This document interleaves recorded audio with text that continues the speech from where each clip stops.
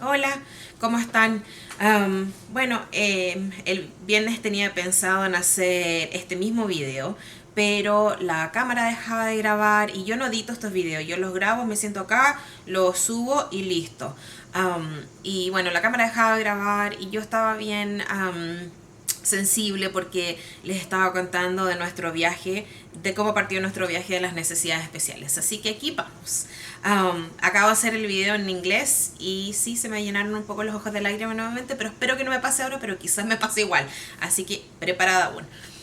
Bueno, nuestro viaje comenzó cuando, después de que mi hijo nació, relativamente tuvimos un embarazo normal, mi hijo nació, nos fuimos a la casa después de estar 3 días en el hospital, que es como el estándar acá, y seguía todo bien cuando ya tuvimos la cita de los 6 meses y la doctora, nuestra pediatra que teníamos, tomó a nuestro hijo para ver si es que él sostenía su peso en sus piernas y él no lo quiso hacer. Entonces ella dijo, ok, vamos a ver después, en la próxima cita, porque es una cosa que les interesa a los pediatras de que los niños se puedan parar bien en sus piernas. Pero a esa cita yo le dije que veía de que cuando mi hijo se quedaba a dormir a veces, cuando se estaba quedando durmiendo, cuando se estaba quedando dormido, a veces hacía como unos movimientos. Entonces me dijo que seguramente que no me preocupara, que era cuando los niños pasan de un sueño liviano a ya pasar a un sueño más profundo. Y me explico que es como lo que nos pasa a nosotros, que cuando nos estamos quedando dormidos, a veces sentimos que como que nos vamos cayendo y nos despertamos en la cama y saltamos, que sé que me ha pasado a mí, más que seguro que les ha pasado a ustedes también. Entonces la explicación tenía sentido.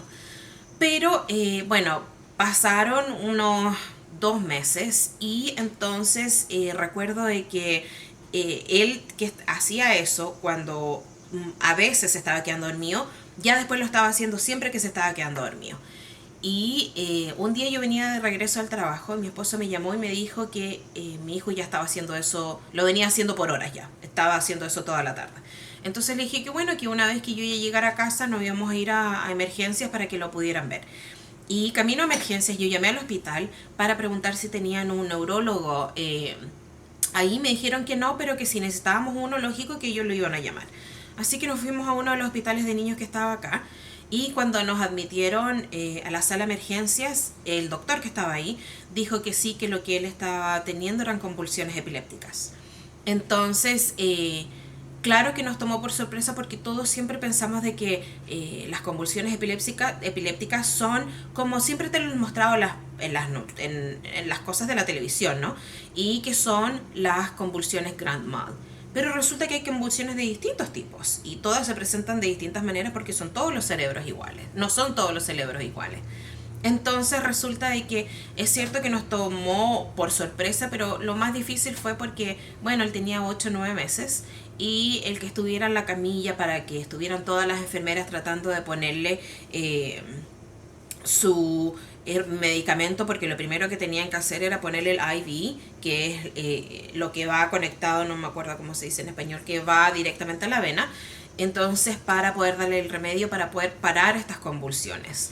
Entonces, como ya él venía teniendo convulsiones toda la tarde, sus venas estaban contraídas. Entonces fue mucho más difícil hacerlo. Y sí, me acuerdo como estaba él y habían como unas 6 enfermeras ahí y mi mamá estaba con nosotros, ella estaba llorando y mi esposo no podía con la situación y yo dije, bueno, si me pongo a llorar también, vamos a todos a perder la compostura y la idea es que nos lográramos mantener firmes. Pero lo tuvieron que pinchar como unas 6 7 veces porque no lograban poner ¿cómo se dice en español? Bueno, el IV directamente a la vena. Entonces ya una vez que lo lograron hacer, ese fue como nuestro primer trauma, el que tú tengas que ver a tu hijo con tanta gente con él para lograr ponerle, porque también los bebés se mueven, ¿no? No es que tú le puedas decir al bebé, no, quédate tranquilo. Entonces es bien traumático cuando tú tienes que ver algo así. Y yo sé que es cierto que quizás a la mayoría de los papás en algún momento les toca llevar a sus hijos al hospital porque se cayeron, se quebraron un hueso o algo les pasó. El ver esto a este nivel toman las cosas a un nivel mucho más traumático, y que yo creo que el trauma que tenemos muchos papás con niños con necesidades especiales, el trauma que genera las cosas médicas, especialmente cuando tus hijos tienen alguna necesidad especial, pero que también va relacionada médicamente. Pero bueno, nos quedamos ahí, estuvimos en el hospital por 3 días mientras tenían que hacerle exámenes. Al día siguiente, bueno, ese mismo día le hicieron exámenes de sangre, y al día siguiente entonces ya habían puesto para que le hicieran un MRI, que creo que es una resonancia magnética, y un EEG, que vendría siendo como un encefalograma con video. Una de las cosas que más agradezco cuando le hicieron la resonancia magnética es que me llevaron a mí en la camilla con él. Entonces yo lo estaba sosteniendo para poder darle apoyo emocional, pero también lo que hizo es que me daba apoyo a mí. Porque pasar por algo así y que tú vas al lado de la camilla con tu hijo no es lo mismo cuando tú vas en la camilla junto a tu hijo. Y yo creo que esa es una práctica que deberían adoptar todos los hospitales del mundo. De que sea una cosa más humana para los padres, que ya es un estrés y un trauma grande cuando tú pasas de estar bien a una cosa así, el que tú puedas ir con tu hijo, la verdad es que hace mucho la diferencia. Pero bueno, estuvimos esperando mientras estaban en el proceso de la resonancia magnética, y una de las cosas más difíciles es que no es la espera, sino que tu cerebro empieza a pensar en distintas cosas. Y una de las cosas es que tú piensas lo peor, tú piensas que quizás tiene un tumor, o tú piensas que quizás hay algo que puede faltar en el cerebro que no te hayas dado cuenta si no has hecho ese examen. Y bueno, eso yo creo que es como lo más difícil en ese minuto. Pero ya una vez que salió, bueno, ya entonces nos dijeron que estaba todo bien. Y el siguiente entonces paso era hacer lo del video. Y cuando se estaba quedando dormido haciendo el video, tuvo otra convulsión. Y ahí entonces nos dieron el diagnóstico que sí confirmaba que era epilepsia. Y así fue como comenzó nuestro viaje. Lógico que más cosas han sucedido a lo largo de estos últimos 7 años, porque mi hijo ya tiene un poco más de 7 años.